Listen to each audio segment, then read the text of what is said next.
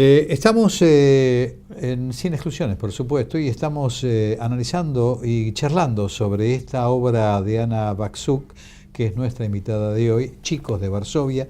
Estamos hablando de esa época en particular. Estamos compartiendo con Guillermo, ya no hoy como mediador, sino como vicepresidente del Museo del Holocausto, y estamos hablando un poco de lo que fue esa época en particular.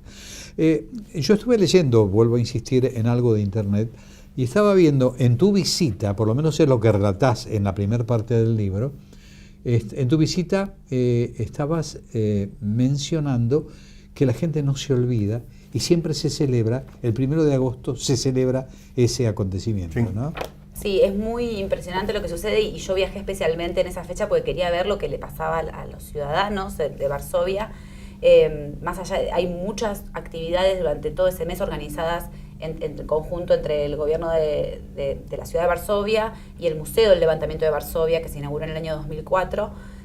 Organiza muchas actividades, pero bueno, es una ciudad copada por los ex insurgentes. Uno ve por todos lados ancianos con sus bastones y sus brazaletes que reciben homenajes, los recibe el presidente de la República, y a las 5 de la tarde, que es la hora en que comenzó el levantamiento, la ciudad se paraliza en un minuto de silencio. Esto quiere decir, los automóviles paran, los buses, los trenes, la gente se baja firme, el minuto de silencio, suena la sirena, el minuto de silencio, y después, bueno, lanzan bengalas y muchos cantan, pero es muy emocionante ver cómo la ciudad, en internet se pueden ver varios videos que toman desde arriba, a cómo la ciudad queda de repente haciendo un minuto de silencio. Es muy significativo, esto no se da habitualmente, ¿no? Es algo muy particular. Nosotros en el Museo del Holocausto hacemos registro, la Embajada de Polonia, la Embajada de Alemania colaboran mucho con el museo, hacemos muestras, como bien dice Ana, exposiciones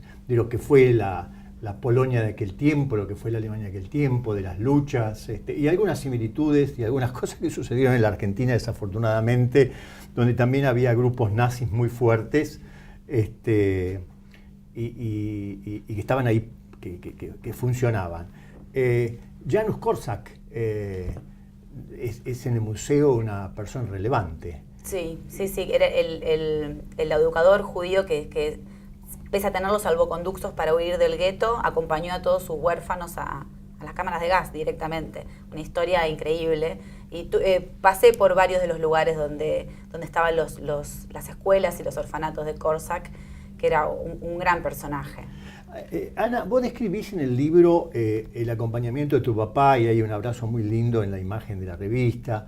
Tu papá era, y vos describís además tu estado anímico en relación a tu papá, y tu papá con su reencuentro de aquellos tiempos, en sus memorias. Lloraron mucho, ¿no? Mi papá sigue llorando 2 años después. Sí, porque fue la verdad. Mi papá nació en Inglaterra después de la guerra. Llegó acá con 1 año y medio a la Argentina, pero bueno, en sus primeros años su mundo era un mundo polaco. Sus papás hablaban polaco en su casa, los amigos de sus papás también, iban a la iglesia polaca, iban a los scouts. Mi papá empieza a hablar español cuando empieza la escuela primaria o ahí nomás. Entonces volver a Polonia fue volver a un mundo que le había cerrado la puerta hace muchos años, como cerramos todos la puerta de nuestra infancia, y volver a las palabras, a los olores, a las comidas, que habían formado parte de eso. Entonces eso fue muy emotivo para él, y más allá de que la historia que íbamos a buscar era de los primos de mi abuelo, también nos encontramos con gente que había conocido a mi abuelo, visitamos su tumba, visitamos su pueblo. Entonces fue una suerte de homenaje. Ya mis abuelos ya no viven, pero fue una suerte de homenaje a ellos también, y bueno, y devolverle a mi papá esa historia que él tampoco conocía de su familia, como me he encontrado con mucha gente que he entrevistado para el libro, que han venido a Buenos Aires después de haber vivido en Varsovia esos momentos, que muchos me contaban, mi papá no me contaba nada, yo lo escuchaba hablar con amigos, o me enteré después de que falleció, pero era algo que no se le transmitía mucho a los hijos, tal vez, imagino yo, como una manera de empezar de vuelta en este país. La pregunta tiene que ver un poco con esta historia. Es decir, porque vos vas motivada por toda esta historia, te encontrás con una Varsovia distinta, moderna, especial, con un movimiento especial también. ¿Qué sensación tuviste o qué te transmitieron? Me pasaron 2 cosas. Varsovia es una ciudad que me encantó, que era mucho más moderna y cosmopolita que lo que yo me imaginaba. Es una ciudad preciosa, sobre todo en verano. En invierno es duro, ¿no? 30 grados bajo cero llega a ser. Pero lo que me pasó fue muy fuerte. Uno de los capítulos cuento que hago una caminata con un historiador, que hoy es el director de la televisión pública polaca.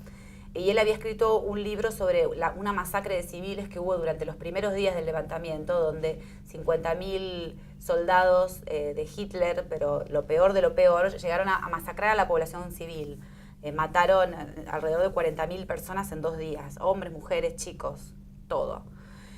Y cuando este historiador, me acompañaba por el barrio y me contaba, acá pasó esto, en esta calle pasó lo de más allá, acá en este hospital quemaron vivos a tantas personas, yo sentía que esa ciudad todos esos muertos estaban ahí, de alguna manera como fantasmas, como bajo esta ciudad hermosa y nueva, estaba toda esa historia de dolor y estaba como muy presente. No sé cómo explicarlo muy bien, pero era una sensación como de... me pasó, por ejemplo, cuando entro a una iglesia donde los nazis habían bombardeado y habían matado como a 500 personas y no habían podido exhumar los cuerpos, y había un mármol blanco en el piso y uno estaba pisando, abajo estaban todos los cuerpos que no habían podido ser exhumados.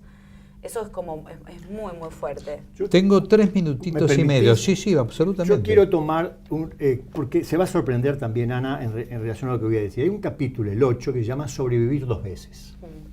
Con motivo de la lectura de ese capítulo, y casualmente, y aquí está la sorpresa, hablando con Hernán Dobry, a quien conoces. Sí, lo conozco, claro. Hernán me manda una serie de poemas, me dice, léelos y decime después qué te parecen.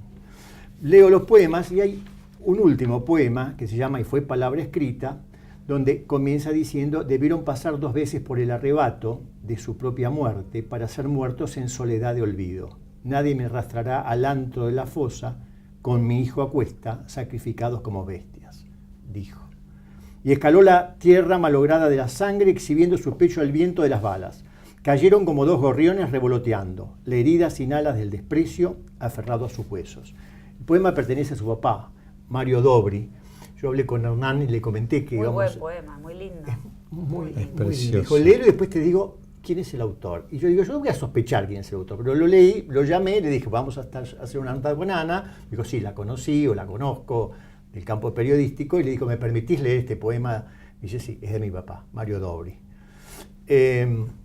Pero vale que relates un poquitito de ese capítulo 8, que nos digas algo, en ese minuto que nos queda. En el capítulo es la historia de Mietek Greenspan, que fue él había estado en el gueto de Varsovia, él logra escapar del gueto junto a su esposa, gracias a un salvoconducto, aparentemente por un contacto con la resistencia polaca, y su hija me contó su historia. Lo particular es que Mietek se salva del gueto, de la masacre del gueto, y después pelea en el levantamiento de Varsovia. Y su hija, bueno, ese capítulo me sirvió para contar y tratar de desbrozar estas historias de que los judíos eran todos así o los polacos eran todos antijudíos y poder ver que había más allá de eso, ¿no? Y fue un capítulo muy interesante para contar, bueno, estos derroteros y poder mostrar esta relación que por suerte ahora en Polonia está siendo recompuesta de muchas maneras. Y bueno, y mostrar también que muchos judíos habían peleado en el campo nacionalista polaco también. Y bueno, esas historias increíbles como la de Mietek, que logra, como se llama ese capítulo, sobrevivir 2 veces a 2 momentos terribles de la historia de la Segunda Guerra. Y bueno, y reconstruir su vida en la Argentina. Su hija Susana fue quien me contó toda su historia. Por suerte Mietek había dejado testimonio, fotos, algunas cosas escritas, y pudimos un poco reconstruir cómo había sido para un judío que se estaba haciendo pasar por polaco católico y vivir así escondido en esa ciudad y después tomar parte de ese levantamiento peleando también por una ciudad que también era la suya. Lo de Hitler en Polonia fue contra todo el mundo. Este es el esquema, ¿no? O sea, la gente, no sé cómo todavía puede pensar siquiera en ese pensamiento tan particular de ser nazi. Bueno, el nazismo tuvo una ideología clara, era matar al judío. Claro. Luego se extiende. Se extiende, gitanos, polacos. Llevan exactamente homosexuales, etcétera. Pero la historia de Hitler era matar judíos.